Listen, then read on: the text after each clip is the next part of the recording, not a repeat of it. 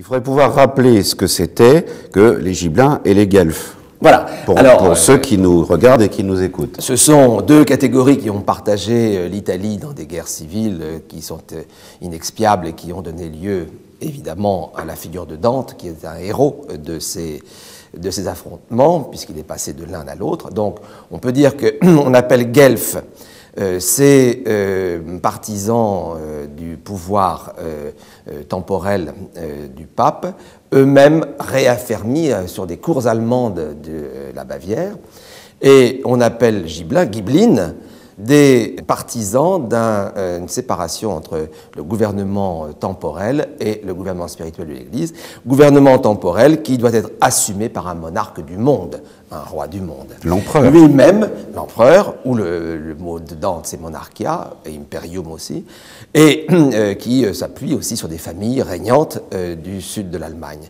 C'est donc une affaire, au fond, une sorte d'étreinte intérieure à l'Allemagne qui se va projeter sur les espaces réels et fécond en histoire de l'Italie.